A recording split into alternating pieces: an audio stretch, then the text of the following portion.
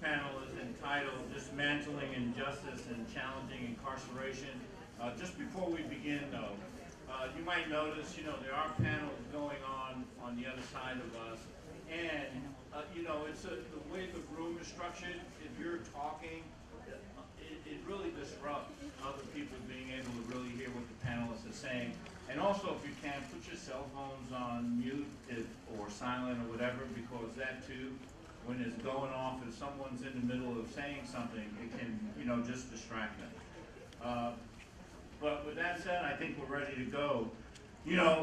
They say that Reverend Sharpton, and many of you may know, Reverend Sharpton was a mentee and worked for many years with James Brown, the Godfather of Soul. But most people refer to James Brown as the hardest working man in show business. And I think it's unequivocal that Reverend Sharpton is the hardest working man in social justice.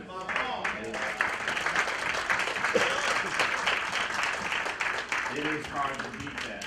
But we have a Second Chance Committee at National Action Network. That Second Chance Committee is headed up by Victor PATE. And I have to say that Victor PATE may not be the hardest working man in social justice, but he's certainly right up there among the top 10. He does a tremendous job with his work. He does a tremendous job with the Second Chance program, and he does a tremendous job in the way that he branches out and builds alliances with others that are working in the Second Chance and Reentry. It is indeed our pleasure and honor to have our brother and our Second Chance leader at National Action Network, the Honorable Victor PATE.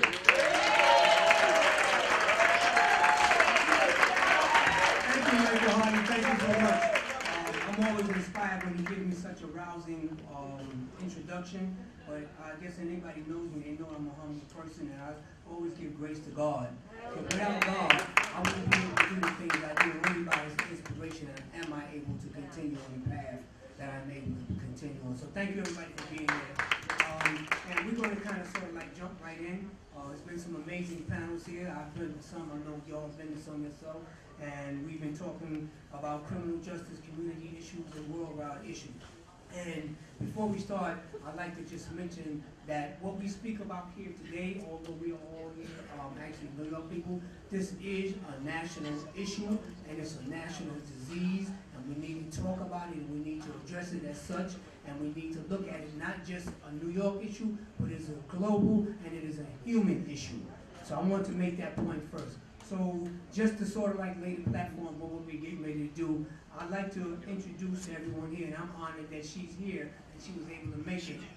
One of our esteemed and honorable legislators, Assemblywoman Latrice Walker, who is here. I'm going to bring her to the stage. And just so you know, she's a proponent and advocate. She's also a co-sponsor on the Halt Solitary Confinement Bill, which is a bill to reduce and get rid of solitary confinement in New York State. Latrice Walker. Good morning. Well, good afternoon. Good afternoon. I know I got stopped. I didn't realize that there was a parade happening right in the middle of our conference. The nerve, right? So it brings me great pleasure to be a participant. I'm very honored that Victor has asked me to come. I know that he's a stalwart with respect to criminal justice reform around our state and around our country. And, I'm a little girl from Brownsville, and I grew up in NYCHA, and I had this dream that, one day maybe I could become an attorney. And I lived next door, and I was cousins too, and brothers and sisters, and everyone was coming to me as I was going on this journey, because this person was locked up, and that person had this situation, and that person. And so when you grow up in a particular environment, it sort of becomes a part of your DNA. And one day I decided to run for office, and I became a member of the New York State Assembly, and I sit on the Corrections Committee. And just last year, I introduced a bill. It's a bail reform bill. And this year, that bill was actually passed in this year's 2019 budget. Right?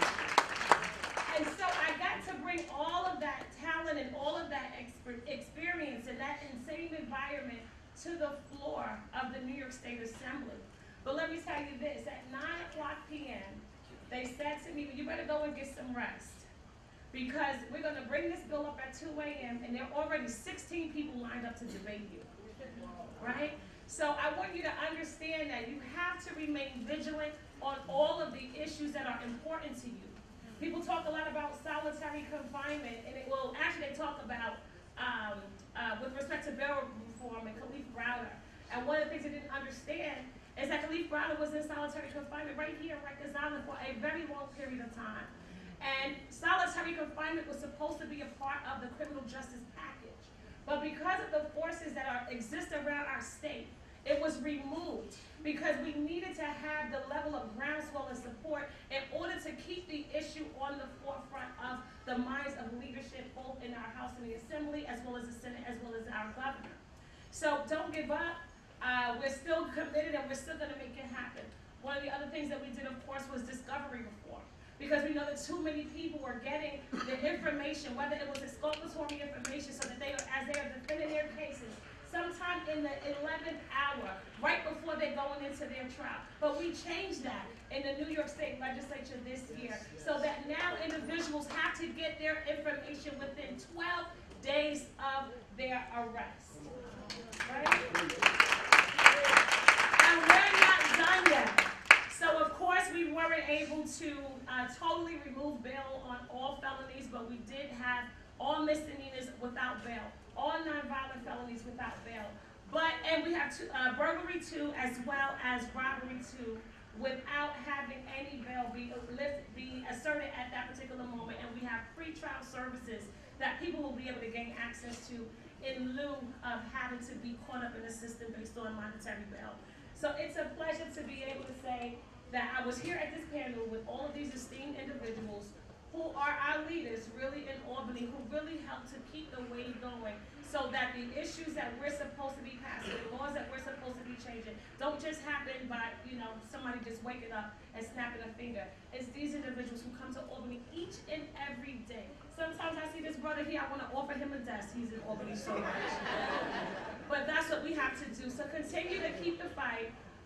And continue to work hard so that we are not just losing. The governor did say that he was committed to moving forward with another robust criminal justice package.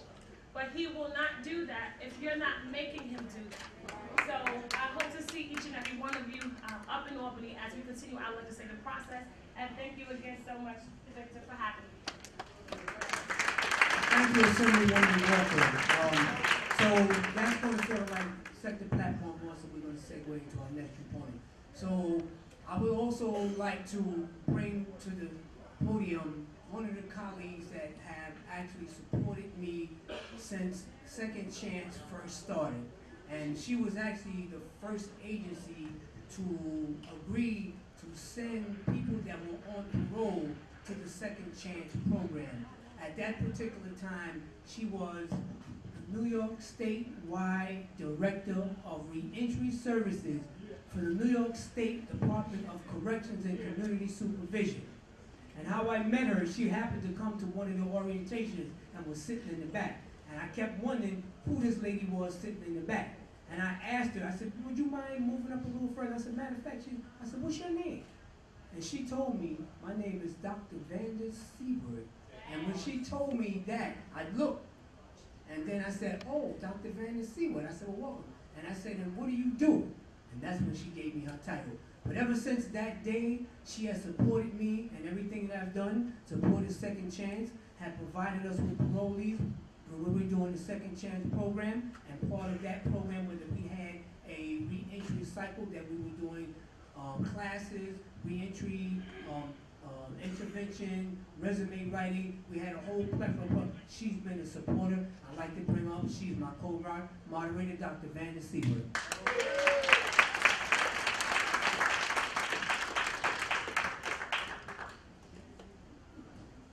Thank you, Victor.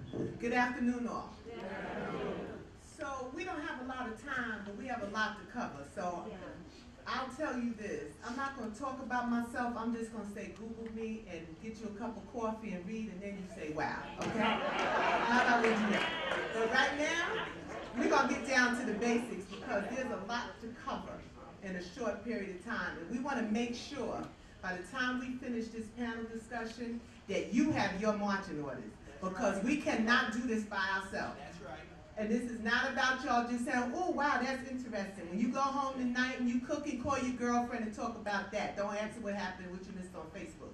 Talk about what went on in here because this is very important. So without further ado, we crafted out questions because we wanted to make sure it was clear. So we're going to try to go into a succession so that you'll understand the flow.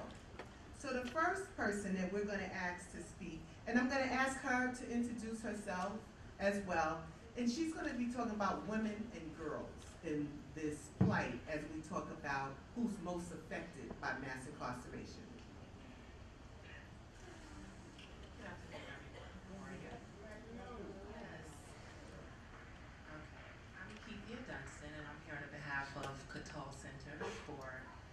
Health, Equity, and Justice, and I'm speaking in regards to our women and girls. All right, I'm actually a former police officer and also a formerly incarcerated person. So I'm directly impacted, and I understand firsthand on both sides how important it is to have trauma services for women that are re-entering in, not only while they're in there, through the entire process. And I feel like services out here may not necessarily address that issue, right? So if people are re-entering back into society, it's very important for them to gain that self-esteem, right? That self-care, that self-respect, and gain that back to be able to do all the things that they have to do to move forward and be a productive member of society. Thank you. Thank you. So Mark, tell us briefly a little bit about yourself and why you do this work. Good afternoon, everybody. My name is Mark Shevington. I am presently, thank you, sir. I am presently the statewide community organizer for the RAP campaign, that is the Release Asian People in Prison campaign. Formerly incarcerated, New York City native. I survived 29 years in New York State prison on a sentence of 15 years to life. The first two of those years approximately was spent on Rikers Island. I do this work because I see the need for it after having lived through the experience of watching people become elders in prison, and I believe they need some justice too. Thank you. Tell us a little bit about yourself and why do you do this work? My name is Terrell Muhammad. I've been 26 years and 11 months in New York State. So I got skin in the game. I do this work, and I work for an organization that's 175 years old, older than New York Times and Urban League and NAACP. And we go in to monitor and investigate the conditions many of our loved ones live under. When I was inside, I was looking for someone like me. Someone just to come in to document and report what is going on so that the community at large would know. And, you know, as things happen and work with the ancestors and God, I'm in that position today. So that's why I do what I do. It's an honor and a blessing, but I don't like to go to prisons every month. I don't like to go to prison to investigate deaths. Seriously. You don't understand the awesome weight that you have to endure every day. So I do this work because I live through it. That's why I do it.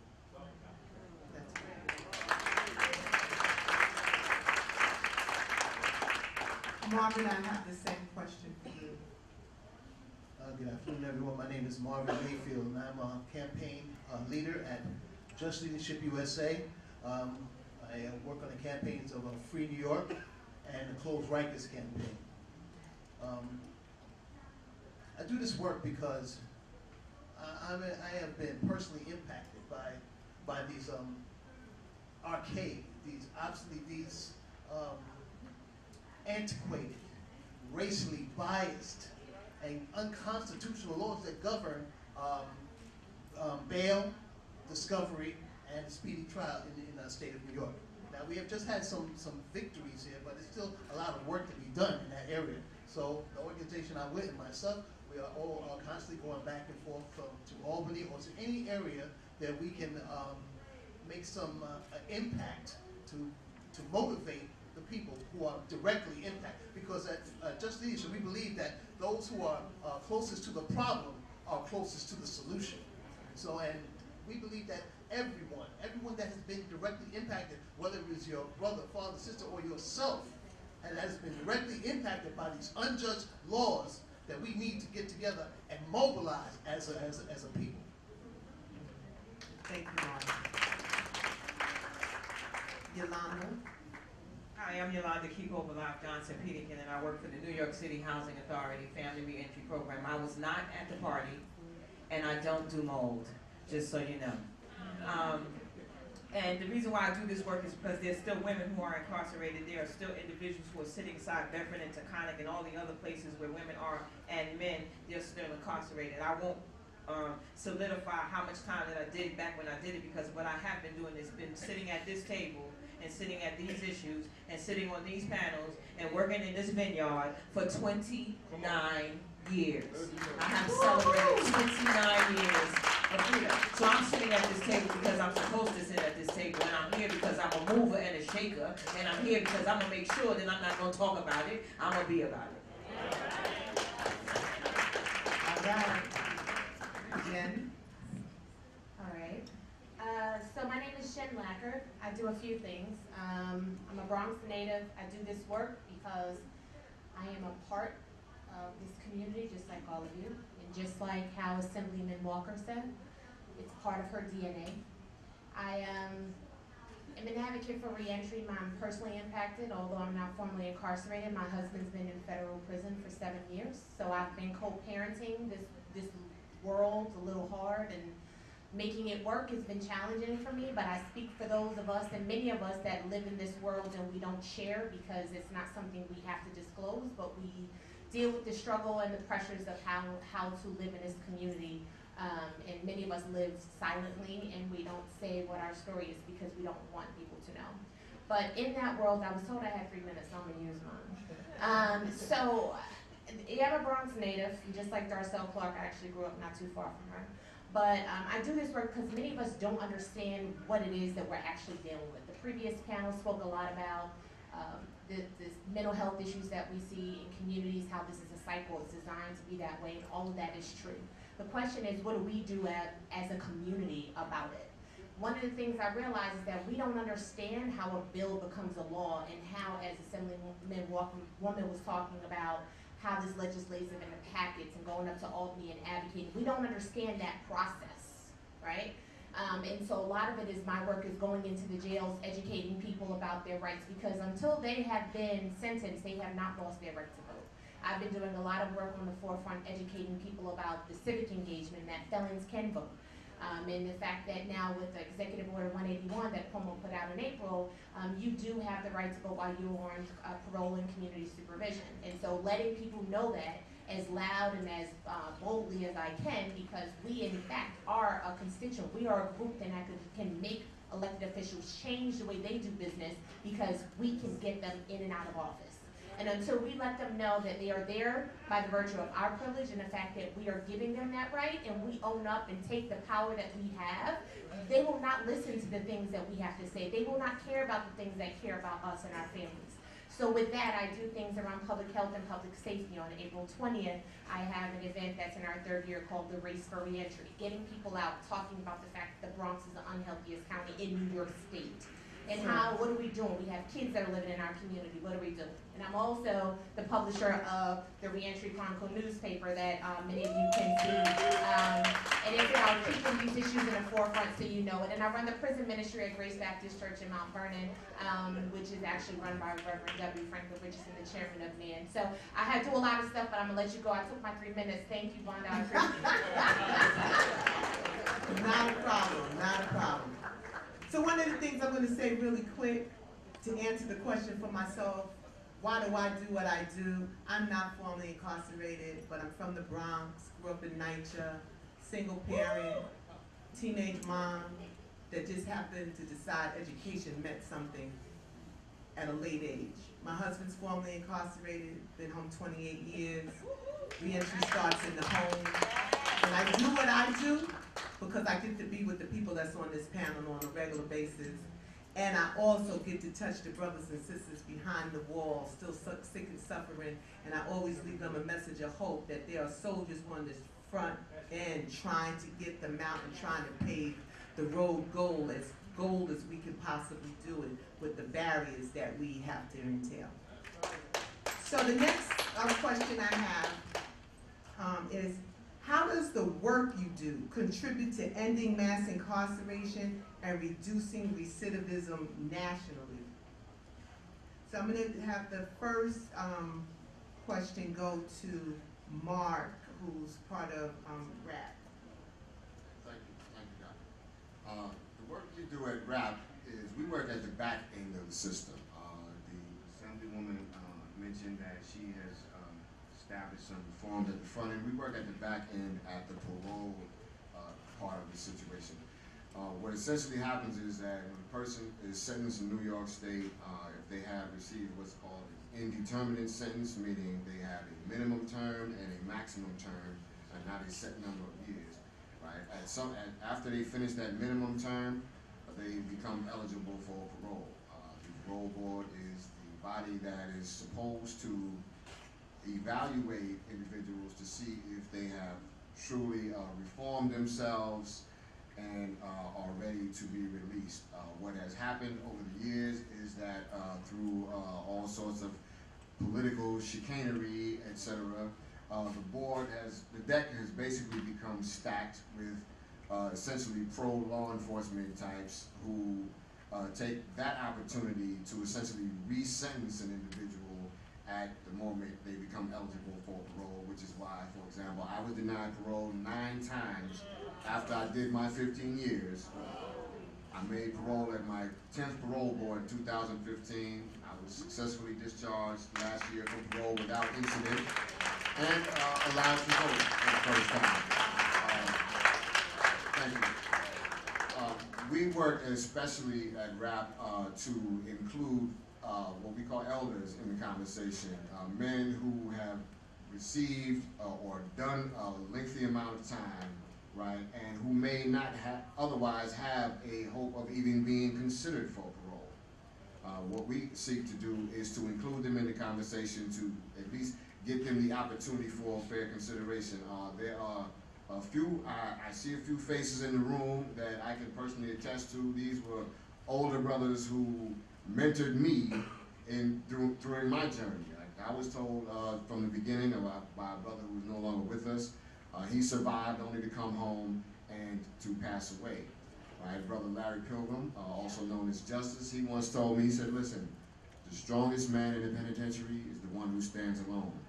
So I said, okay, I got you. I'm not the brightest bulb in the box, but I ain't slow. So I said, okay, I need to focus my energy then. So that's what I did. I followed the trend that these brothers set. They were establishing programs that enabled men like myself to explore these crime-generative attitudes and behaviors and to change their thinking. They helped me understand how politics affects my life locally. And once I got the message, once the light bulb went off, I've been beating the drum ever since. For example, like I learned the law out of necessity, because of my own situation. And after a while, it got pretty good, and after it became a skill, and then I got even better, and I turned it into an art. So every time they denied me parole, I would turn around and pick a few people out and say, I can't help everybody, but y'all over there, pack it up. I'm sending you home. So I would start through the court system, start knocking guys right over the fence, sending them out of there, getting those parole denials overturned, and a few people were innocent, and I know there's still some more. I even got them exonerated. But this is the situation that we face. You as taxpayers pay the parole board to do you this service. They have done you a disservice. The board is supposed to be comprised of people with backgrounds that enable them to understand human nature and to evaluate rehabilitation. But so far, all we've gotten is pro-law enforcement. Like, I had one parole commissioner that I sat in front of.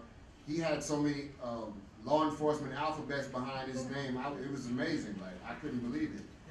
And he even took it upon himself, like, to exaggerate the facts of my own case, right, to the point where I had to stop and say, excuse me, sir, do you have the right file? Because none of that happened. None of that concerns me. But in other words, he would say things on the record. This is what usually happens. They say things to, like, as lawyers say, protect the record. They put stuff on the record to justify the decision they already made. But we at RAP, we work on the back end to prevent that from happening. At present, we have 2 bills that are pending before the legislature.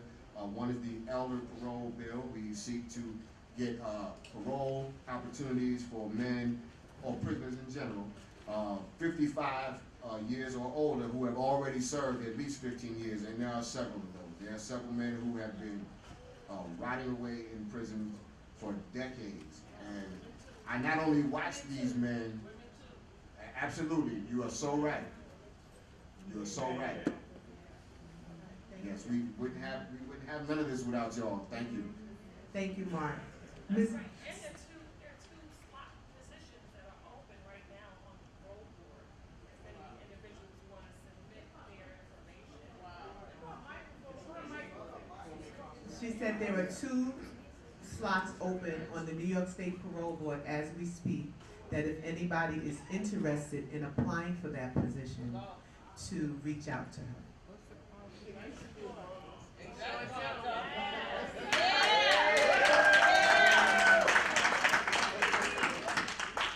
I plead the 5th. However, I have received a phone call and I have to write this letter. I'm gonna give it a shot.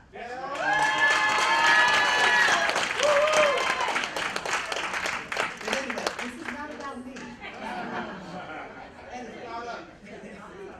So we talked about the elders. Let's go over to the women. And Ms. Dunstan, tell us a little bit about what's going on with the women and how the work you're doing is contributing toward ending mass incarceration and or reducing recidivism. Because I know also you have the less is more that's going on at Patel too. Okay, yes. So I always like I'm happy to be here, guys. Okay, you know, because it's very important to, you know, just represent for the women, because we are often just left out of the room, right? So we know that there's things that's ongoing that you just forget about the women, and you know we need just as much services as everybody else, right? So as of right and more, right? So right now, Catal Center for Health, Equity, and Justice, we're working on the Less is More, New York. Have you guys heard of it? Right? Okay, it's fine. It's all good. So basically what we're trying to do is just get rid of all these technical violations that's going on that people are being violated for, right? So it's not like they're committing new crimes, new misdemeanors, felonies, none of that. It's technical violations. Basically, you didn't make a curfew, or you didn't show up for your appointment at your parole office, right? This is what our jails is being filled up with, right? So we need to get rid of this altogether. Okay, so this is what we're doing. So we're meeting on the 2nd Wednesday of every month, right? We're going up to Albany. We're speaking to all the legislators up there because we need this to pass. And it's very important, guys, because, you know, when you're trying to, I could use keep it in the eye, right? You're trying to be successful on parole. The worst thing you have to worry about if you didn't make an appointment after you are employed, after you are doing what you have to do for your family. You don't want to worry about these issues. Right, so that's looming over your head constantly, right? It's trauma again, which I keep telling you, this is what we're trying to address, right? So remember that your Less is More New York, and how you can help us, you know, write to your council people, go to Albany, show up, and just keep passing the word. Thank you. Thank you. So let's go over to Terrell, and so we've got aging, we have women, now we have solitary confinement, and all the other things that Terrell does at his agency. So tell us a little bit, because I know you definitely do a little bit of both, mass incarceration and reducing recidivism. I'm a founding member of a group called the Campaign Against Solitary Confinement. We started in 2012, and what we found out is that we had retired psychiatrists and psychologists, doctors and professionals released studies on isolation and on the effects it have on the brain, not only with adolescents, also with adults. And we found out that this is the trauma and the damage is sometimes irreversible. So you take someone that's 16 who have great behavioral problems, and you put him to himself for days on end, praying and hoping that his behavior change. And that's not a reality. And we know this. We have studies from Auschwitz during World War II what isolation do to you. And we still have it as a form of practice throughout the United States. Come on now, talk. So what I've done in my group, we've gone throughout New York State, all the way up towards Canada, also outside of New York, championing to end this treatment and this torture. When we argue against it, most of corrections say that that's the tool that they need. It's a controlling tool. And my argument is, we're in the 21st century. And we're using antiquated methods where we got scientific answers to heal us. And if that's your defense, then what you're telling me is this. You still want the whipping post and slavery. That's what it is. So we fight against ignorance, and we go to territory where many people don't go. I go to the colleges where the correctional officers' children go to discourage them not to be the correctional officer that their father was, but if you're gonna take this job, be proactive, be innovative, be creative, because you don't need a degree, particularly a college degree, to be a New York State correctional officer. You see, you know, we should make the requirement that you should have a degree. We should make them more professional, but we don't. And that's our fault also. But the fact of the matter remains that many of our loved ones, women, children, and men are coming home damaged because of this treatment. Yes. And we have to really raise our voice because it's antiquated. You know, today they were talking about mental health issues and giving people shock treatment. Are we going to go back to lobotomies? You know, what are we doing? We're in the 21st century, family. We got apps that can create billions of dollars. Yes. But we can't find something to heal, treat, and help. Come on now, come on. That's my position on it. So I fight hard every day trying to end solitary confinement, not to reform it, end it. Yes. Because you can't reform something that's created to work as it is. Right. And that's what we're dealing with. Something that's created to work as it is, and we can't reform that. We have to destroy that and create something brand new. Yes. We have to be bold and creative. We have to step out on the ledge to see what this world will look like if we really have public safety. Thank you.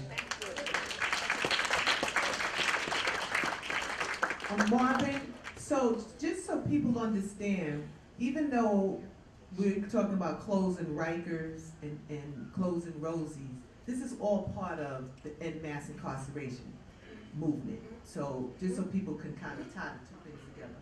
Okay, let me see if I can tie them up neatly. First of all, you have to understand that in this state, the state of New York, there right now, as we speak, there are like 25,000 people who are incarcerated in jails and county jails like Rikers Island all across the state. 67% of those people are legally innocent, and the only reason that they're behind bars right now is because of a cash bail system.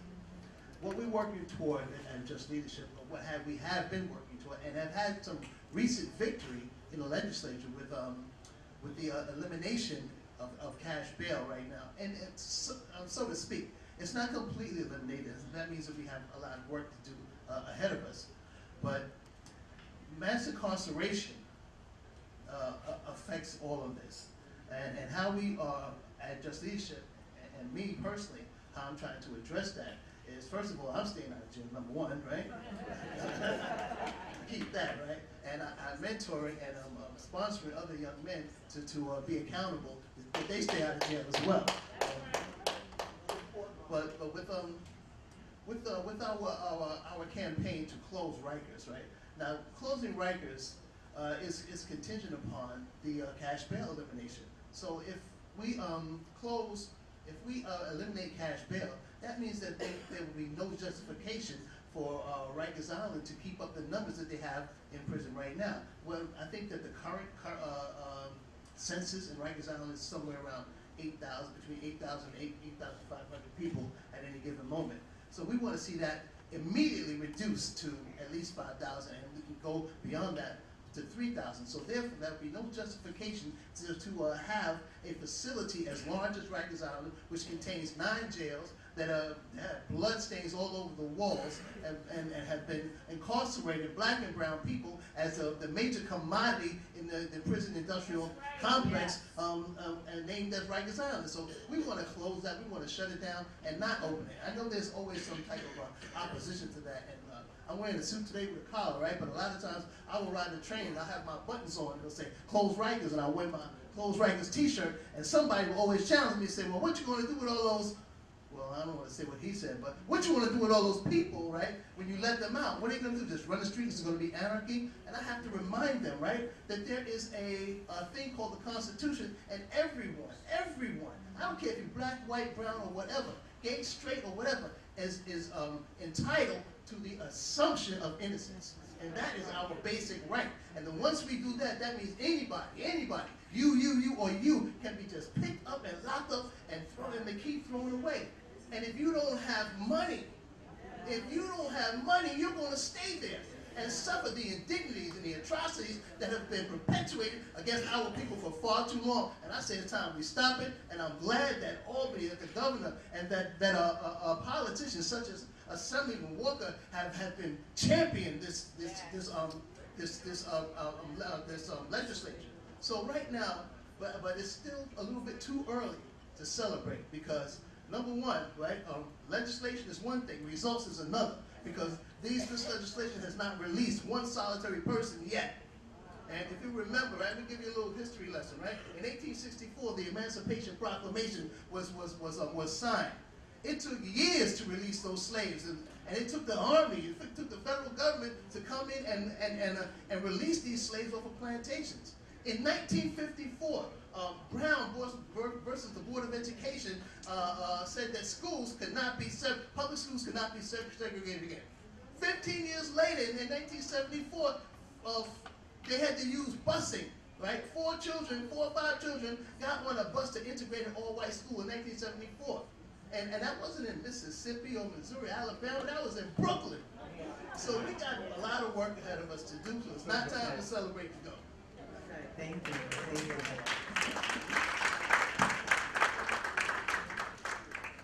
you. Yolanda, housing is the #1 thing on this agenda for individuals coming home from jail and prison. So, my sister, just rock it. I know you give it. So I'm here with this esteemed panel, and I have to do like the last panel and shout out Assemblywoman Walker, because I remember the time when I started 4 years ago at New York City Housing, and I was looking at her saying, can I do this? And she was in the street with me, her and Assemblywoman Aliko Samuels, giving out food to people who didn't have gas in the middle of the night at night shift. And I was like, we can't go home. They was like, no, we gotta give out this food. And so she doesn't only talk about it. That's what I liked about her. She is about it. So let me shout her out. But what I want to say is that this esteemed panel is here, and I'm glad we're at the NAN, because it feels like we fighting for the rights of the people, and we moving it forward. And every time somebody talk, I get all excited. But I came simply to say something to you. If you think that you can't live in public housing because you have a felony conviction or any conviction, I want to say today that that is not true. And I also want to say that it has never been true. But I know that some of you have those letters, because you can think about right now, your son or your grandson got a letter that says that they can't come back into the house. It's called a permanent exclusion. So therefore, you were under the illusion that it was permanent. right? That is absolutely not true. So I don't want, again, I'm the person who wants to put it in place and make sure it happens. So there are some pamphlets that are very pretty, red, white, and blue. And in these pamphlets, you will have the full understanding that inside of New York City Public Housing, where I work, I have an opportunity to help individuals who want to move back in with their family members or visit their family members because they weren't able to come on the ground, apply to come and visit and or live with their family. It takes less than 30 days for us to decide that. Unfortunately, there is some guidelines, and the person has to be incarcerated currently or out for less than 3 years. Right? So if they've been out for less than 3 years, then they can apply. But guess what? There's good news in the house. If they have been out for more than 3, they can already apply. There's no need to be a part of a program. I know it's baffling to you because you heard that they cannot. But again, we do that all the time as a community. You know they said that we can't move back in housing. You know we can't, right? Okay, and then you tell her, then she tell her, and then you say, then you tell them, and everybody think that it's the truth. We do it all the time, and we don't read the fine line because we just heard that you said that you can't live there. So let me give you some exciting news. I started working, and it's not about me. It kind of is because I want to say that I was fantabulous. But the bottom line is that I started working at NYCHA in February 4 years ago. And in the program, we have accepted 146 individuals so that they can move back in with their family. I'm talking about mothers and fathers and sisters and brothers and kids, right back with their mama, you understand? And so they move back in, right? And so then we watch them. Because I am a social worker, just so you know. We watch them. Make sure the mental health is working and everything in the family is working and everybody is happy. And I want you to understand that in 4 years, 146 individuals, and only 5 of them have had new convictions in 4 years. My numbers are better than parole. And yes, I want you to clap because I'm wonderful. I really am. But guess what?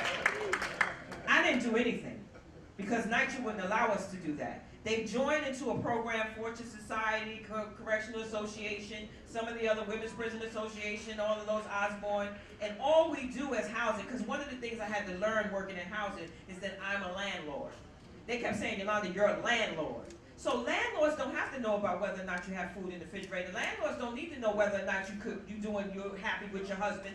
Landlords don't need to do that. They don't need to know whether you're working over here or over there, except for when it comes time to rent. So I understand now, I want you to know it's a no-brainer. Families take care of families. And all of my work in this field, it was baffling to me to understand that they never called Yolanda unless they just wanted to chit-chat and find out if they could work for NYCHA. They didn't call me because they didn't have money. They didn't call me because they wasn't getting along with their mother. They called their providers that provides those services. So be clear that the program did not work because of Yolanda. I mean, kind of, sort of. But the bottom line is, the program worked because family will take care of family. Now, globally and nationally, that's the other part of our question. Chicago called. New Orleans called. Y'all know upstate New York, the governor made sure that he implemented in some of the programs because we think about New York, but there's public housing authorities across the United States.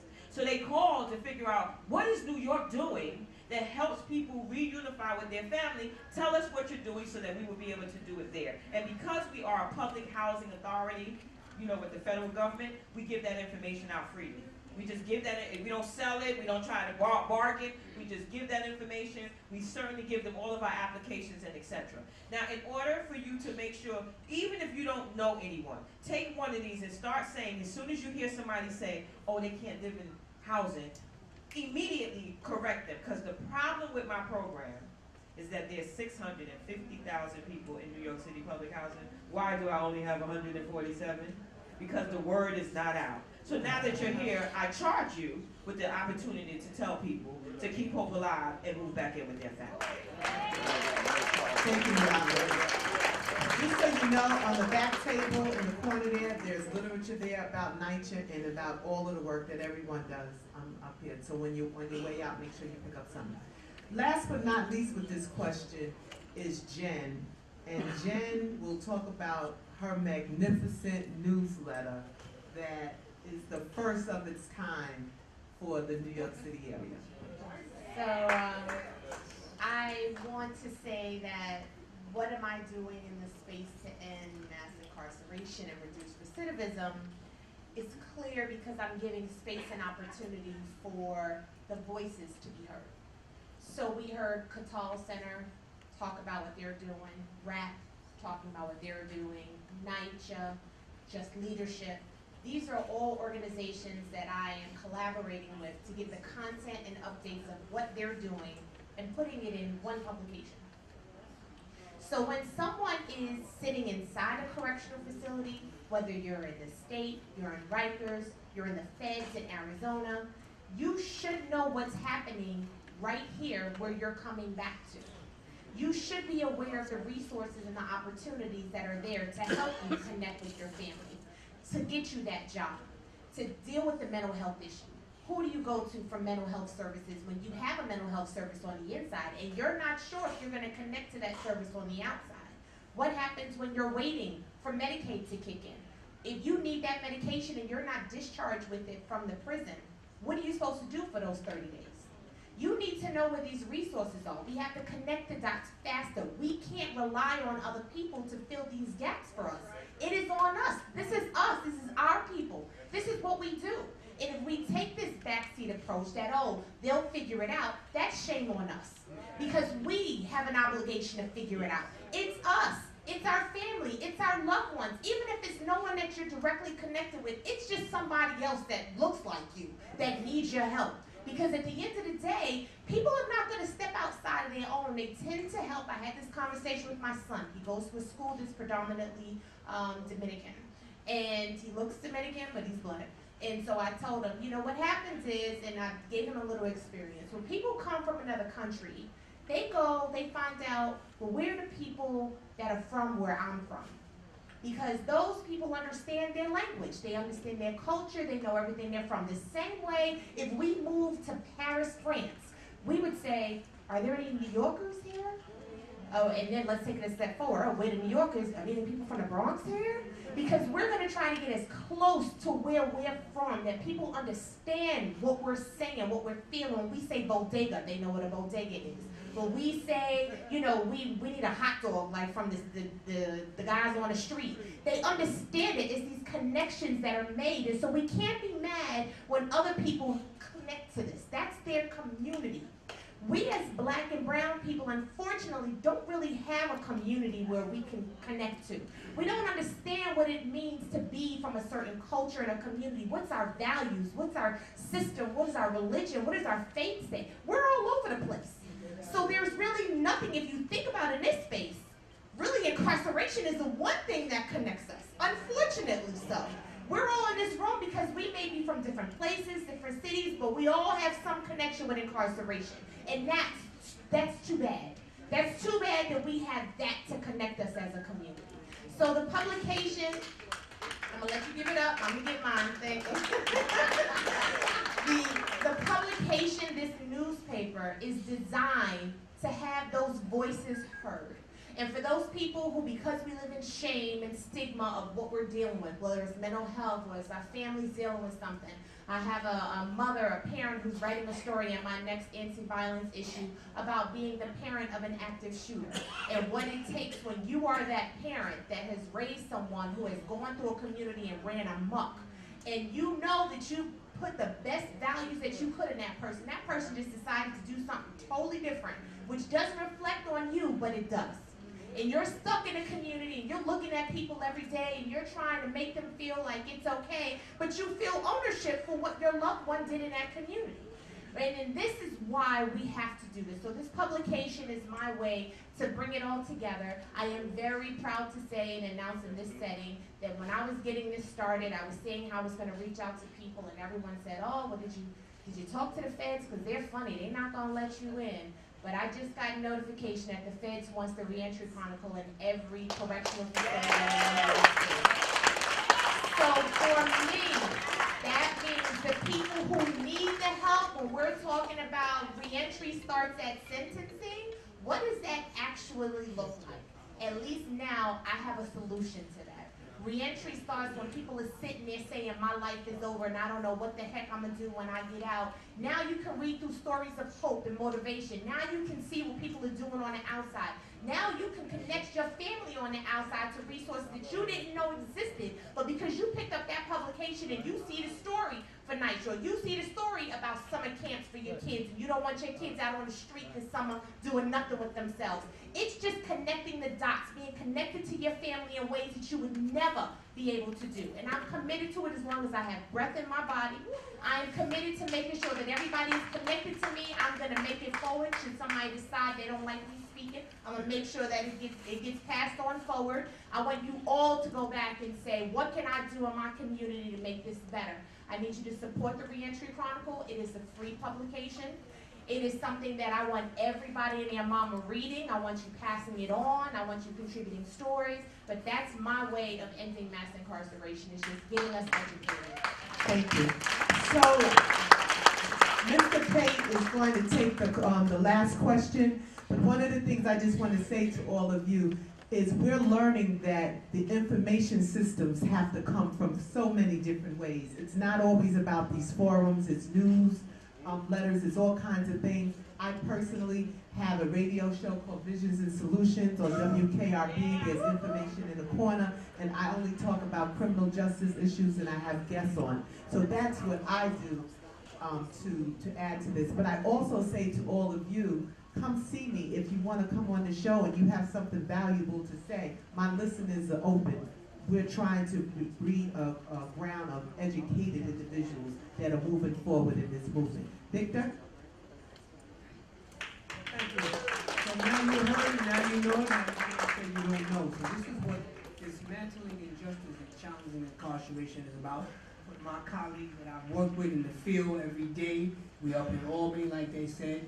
We collaborate together. We are part of a larger collaborative of other advocates and other organizations, all addressing this from different components, but it's about changing the system, making things better, and creating opportunities for people that are incarcerated when they come home, but also have intervention in place. So my last question that I'm going to ask, and I'll ask each one panelist to answer in 3 minutes.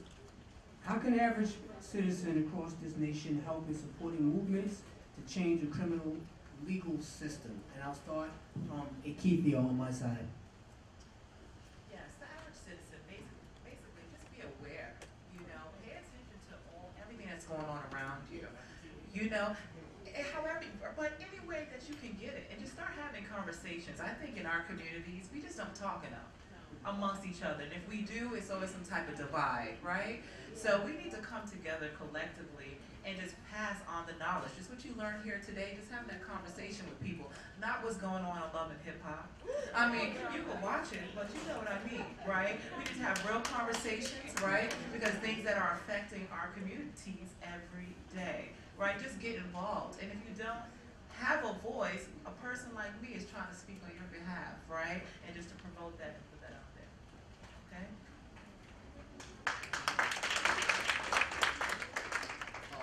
RAP's position, we suggest that people, again, as Akithia stated, pay attention to what's going on, in particular how the politicians that allegedly represent you, misrepresent you. You're so right, Mom.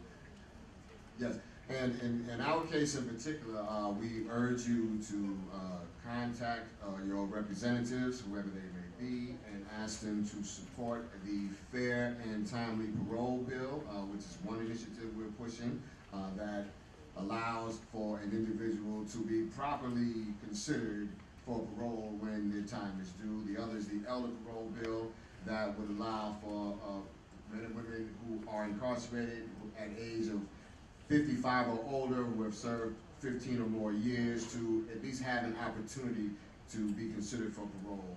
You may have heard in the news in the last 24 hours, the governor is considering staffing the parole board a little further, not fully 19 as the law allows, but I believe, what is it, 17, the Assemblywoman said? She said there's 2 seats left, which is a dramatic transformation, because we just had a rally outside his office in Midtown yesterday, right, asking him to fully staff the parole board, and there were only 12 seats filled. There were 7 vacancies. So just imagine if we could do that overnight to get him to almost close the gap so that people that are in this situation get an opportunity for parole and are fairly considered. Imagine what you can all do. Thank you for your time. I have a two-pronged approach. If you remember recently, social media had highlighted, particularly Cardi B, the death of a guy named, what was his name? He recently died in Green Correctional Facility. And everybody retweeted and reposted this issue. It got to the point where the governor and the commissioner office called my office and was asking us to go inside. This is rare. To find out what occurred. Social media moved the needle. Because I've been trying to do this for a long time, just with protests and marching and knocking on the door. Social media had the commissioner call me. Can you find out what's going on? So, you know, y'all on Facebook and all that, look at criminal justice issues and inform each other of what's going on. The second step is, and it's a step that's so old that we forgot, religious institutions.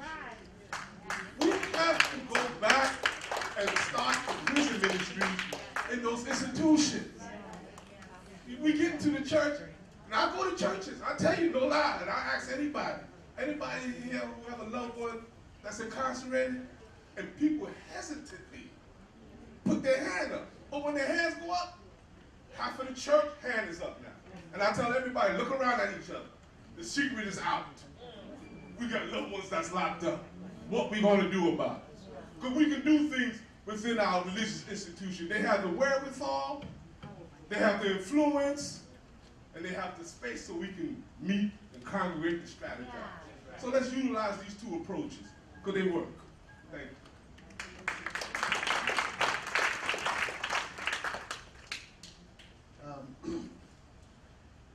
For far too long in this country, black and brown people have been the commodity in the prison industrial complex.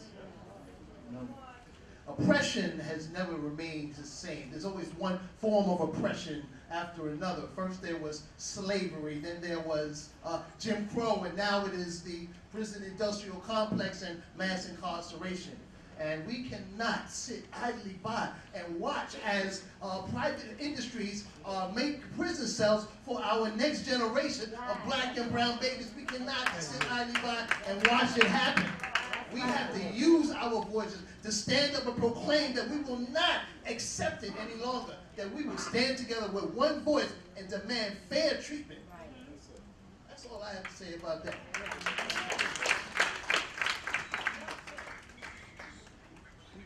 So the one thing that I want you to take away and that we can do as a nation and we can think about is that everybody that work at NYCHA does not necessarily have any impact on what's happening in the apartments.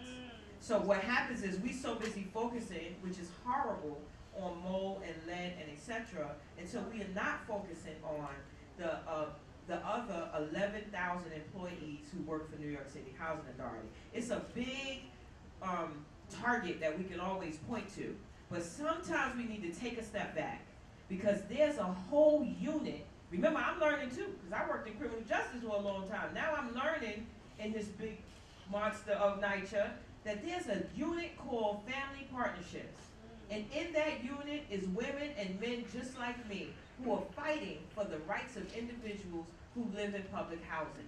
And we're doing it by knocking on doors, finding out whether things are working well, and doing the best that we can when it comes to mental health, when it comes to hoarding, when it comes to bed bugs, when it comes to whatever the social work unit needs to do. But nobody ever thinks about us. And they don't think about family reentry. They only think about, you work for NYCHA. You're the ones that put that mold in my house, right? We have to find a way to not do that. We have to find a way to peel back the layers. And the other thing is that we need to get connected. Stay connected to something. So I'm still learning, right? So everybody on this panel does something different, and I know almost everyone on this panel, I'm probably a part of each one of these entities, but I need to learn from them. I play my own little lane, right there helping people move back in NYCHA, and I fight with NYCHA. You know, it's not always easy, no need for me to say it is. But you know what? I play my little lane, but I peep over in that little lane in Just Leadership to see what they're doing over there, and how can I support them. But making sure, and of course I have the crown, that's why I'm holding it up, right? Of course. Matter of fact, I'm in there somewhere, but the bottom line is that, you know, we have to be educated, and we don't have to know everything, and we don't have to fight everything, but know a little something about everything so we can have that conversation with others. The other thing is stay grounded. You know I'm fantabulous, but you know what, Terrell, God has me right where I need to be. Stay grounded and stay a little low so you can make sure you see what's coming. What's coming out new. Don't just jump on the first thing that you hear, because sometimes that information is not true. The other thing I love to say is stay woke, right? Stay woke, right? So make sure that we stay woke. And many of you, it's not just about this particular panel, and we love Victor, but it's also about staying grounded and understanding and learning from the man, right? And being able to learn so that we know exactly what it is that we're fighting for. And the other thing that I want to say is that don't do it for us without us. You know what I mean? So I know some of you are well educated, and I don't believe that we need all formerly incarcerated people at the table, and they're the only ones that can speak. But I do believe that we can learn from each other. But don't create it for us. That's why I'm proud of NYCHA, because at least they hired me. Don't do a program and put it together and say that is for us without us. Okay? All right. That's right, 99.5, 10 o'clock in the morning, WBAI, where the Dr. Eddie Ellis was our leader. And in memory of him, that is Harmony and Justice on WBAI, 10 o'clock on Saturday mornings. That's right. I'm still wondering why they put me after. I don't know why they put me after. Okay. So I'm going to start off with 2 words in terms of what citizens could do.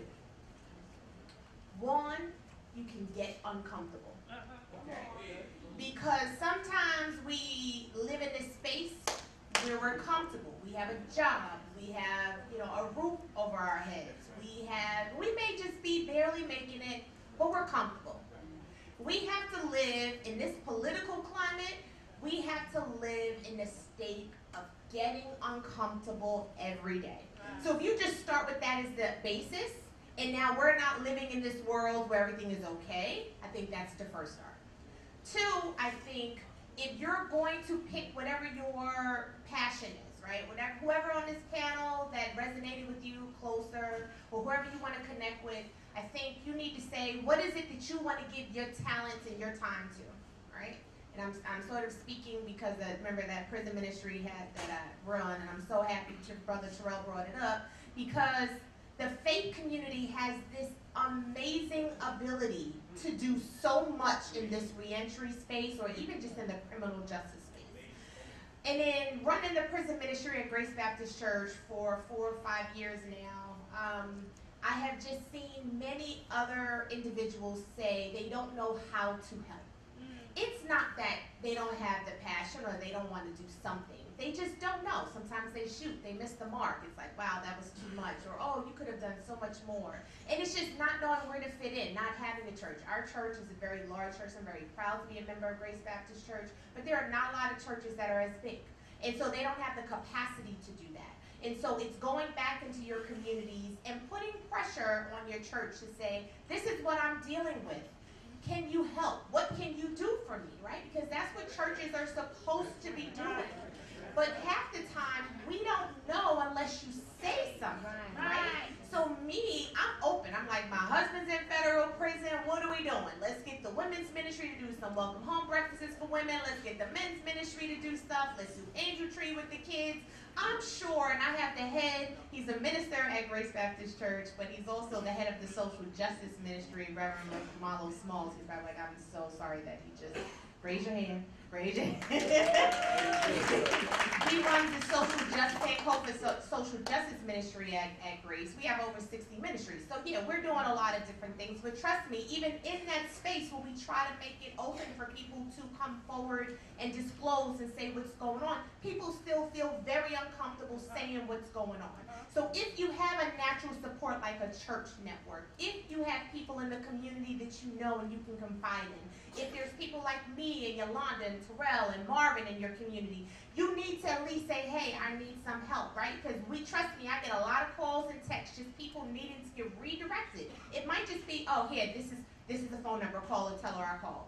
It's literally that quick, and that one call puts them on a different path than just sitting around asking the same questions and not going nowhere and saying, you know what, I'm gonna go back and do what I know to do because this is too frustrating.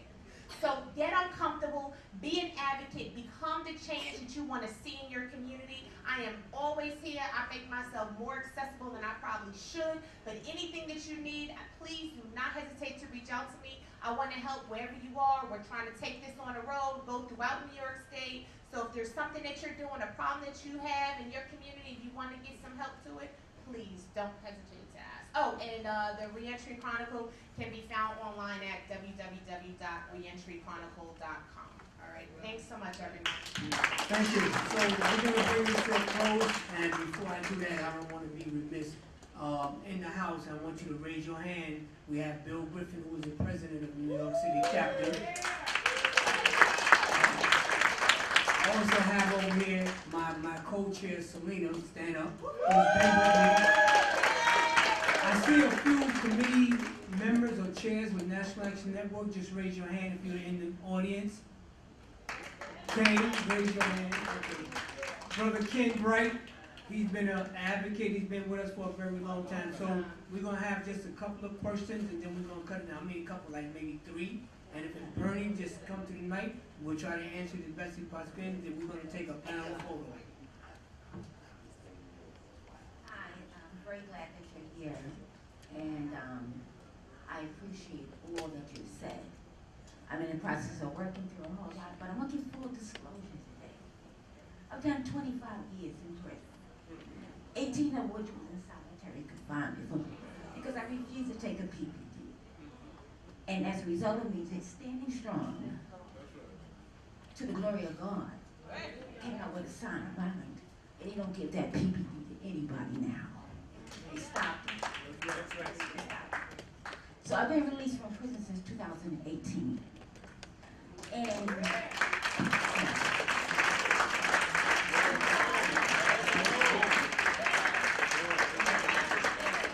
yeah, I'm giving God the glory fully.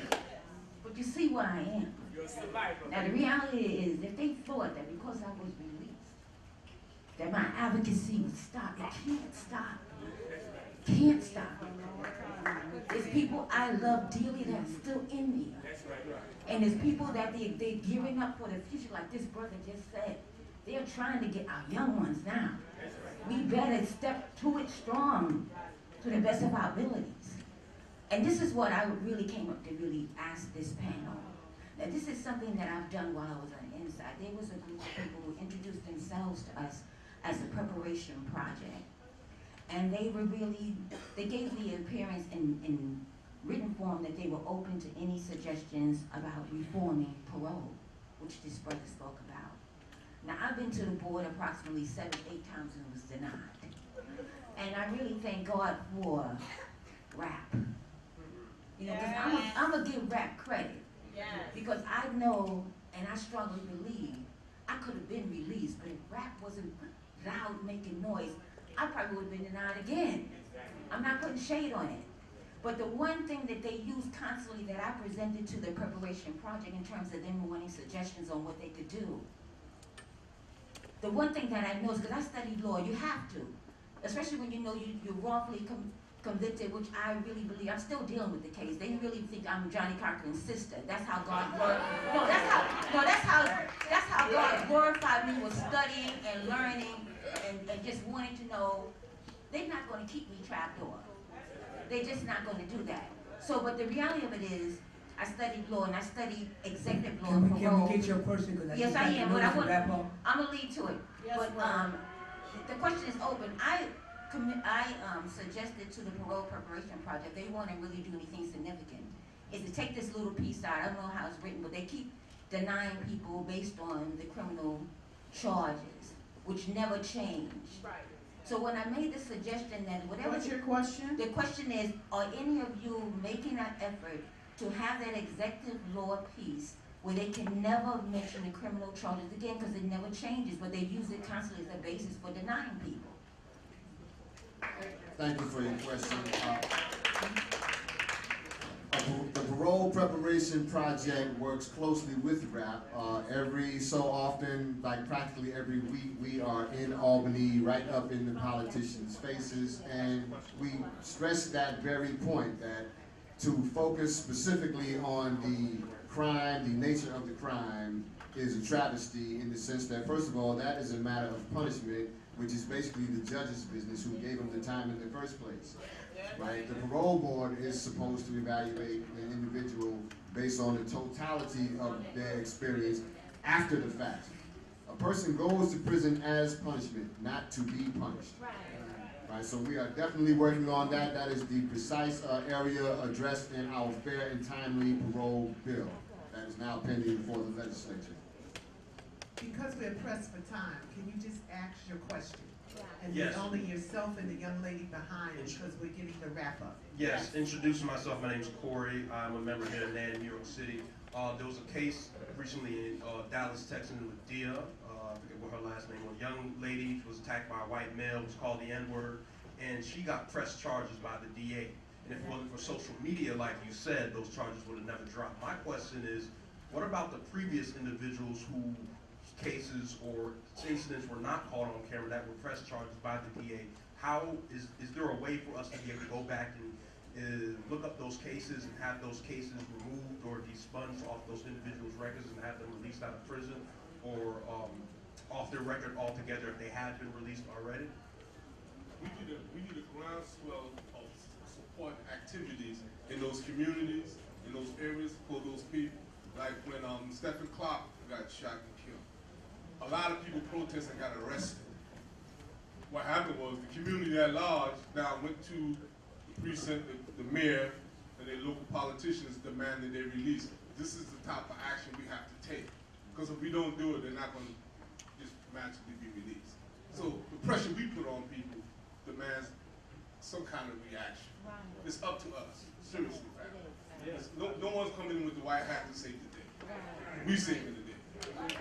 Last question. Hello, thank you very much for being here. I learned a lot of information that I didn't know. The question is for Yolanda and the lady at the end. Do they have to be in part of your group in order to get in NYCHA if they've been incarcerated? So yes, so they don't have to be a part of my group, they have to live in public housing. So NYCHA is public housing, we call it the Housing Authority, people call it housing developments. We no longer call it the other name, what would you call it? Project. We no longer call it that name because people are not a project. You know, and I didn't change that when I came, it changed before I got there. But no, you just have to have a family member who lives in public housing because that's one of the barriers. If you don't have a family member, you need to apply. Because the waiting list for public housing is 3 to 8 years. So if you want an apartment, just apply. Some of us should just apply just because to see how long it takes. But no, you don't have to. But you do have to be a part of one of the criminal justice programs. So that's how you get the application from one of the criminal justice programs. And you just fill out the application, and we help you through that process. My number is in this pamphlet. Yes. The second question: where can I get your magazine? Yeah, I think there may have been some in the back on the corner. If there's any, hopefully. If not, then they're gone. You can go to reentryfunds.com. And what borough do you live in? I live in Manhattan. You're in Manhattan. So talk to me and I'll tell you where all the distribution centers are. But going forward, we'll be in the New York Public Library. So obviously the one in Harlem will be in those. We'll be in precincts as well. So you can go into any precinct and get a copy. And I'm trying to think of in Harlem. Are you in Harlem? No, I'm in Manhattan. Lower Manhattan. Let's talk and I'll give you all the locations. I haven't committed them to memory, but we have so many people that said we want this, so we have a whole set of new things. I'll get one to you. Thank you very much. Yes. Okay, thank you. That's the last question. Thank you to the city of New York and the panelists. Thank you everybody for being here. You got your marching orders. Thank you.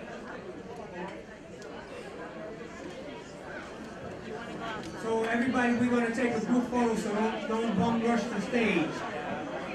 So everyone knows there is a youth panel next door. We're partnered with Afro Pump. So after you leave this, we still have more panels happening. If you walk out the doors to your right, a youth panel with Afro Pump. So you guys, please come out and support our youth.